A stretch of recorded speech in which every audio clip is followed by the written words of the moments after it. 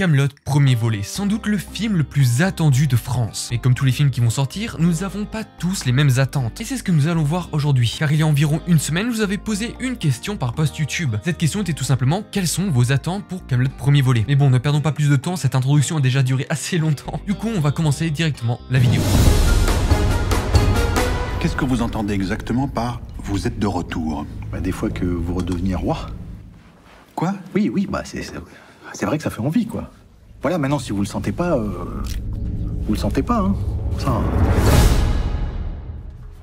Un dénouement surprenant pour un film aussi comique que tragique, saupoudré d'une petite philosophie qui ravira mon amour pour le cinéma français. En passant, si le film est génial, on aura aussi le droit à des vidéos de Capitaine Popcorn, Capsule Pop, Cyplay, et évidemment l'un des maîtres, Samuel Streit.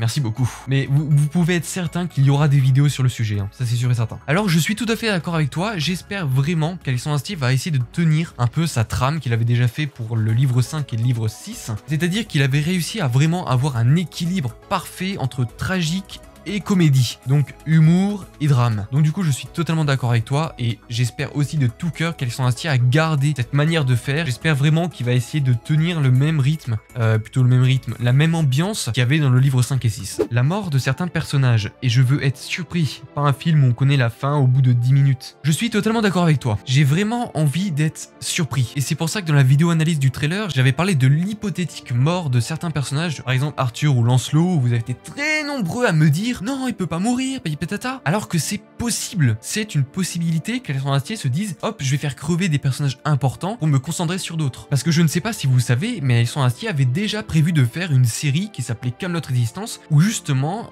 ça racontait l'histoire des personnages en l'absence d'Arthur. Donc je pense que c'est quelque chose qui est totalement envisageable qu'Alexandre Astier se dise tiens, je vais faire crever Arthur pour après se concentrer sur la situation du royaume en l'absence d'Arthur. Bon, c'est une possibilité bien sûr, cependant très faible, mais ça reste une possibilité. Mais pour Lancelot ou pour d'autres personnages, c'est fortement possible qu'il fasse mourir un des personnages les plus importants pour peut-être se concentrer sur d'autres événements, d'autres personnages par la suite. Tout est possible tant qu'on n'a pas vu le film, c'est ça qu'il faut se dire. Et je suis donc totalement d'accord avec ce commentaire, j'ai vraiment aussi envie d'être surpris. Que Lancelot se rende compte de l'aide d'Arthur et Guenièvre et qu'il s'est fait manipuler par Méléagant, mais je pense que si ça arrive, ça sera dans le 2 ou le 3. En vrai dire, je ne pense pas que Lancelot va s'en rendre compte, parce que Lancelot est totalement jaloux que Guenièvre soit partie, qu'elle ait rejoint Arthur. Lancelot est totalement embrigadé dans sa vengeance, dans sa rage, que je pense que s'il s'en rend compte, comme tu l'as dit, ce sera beaucoup plus tard, dans le 2 ou dans le 3, mais dans le premier volet, c'est pas possible. Et encore, je ne sais même pas si ce sera possible dans le 2 et le 3, en fait. Je pense qu'il va rester embrigadé dans sa manière de penser, et je pense pas, en fait,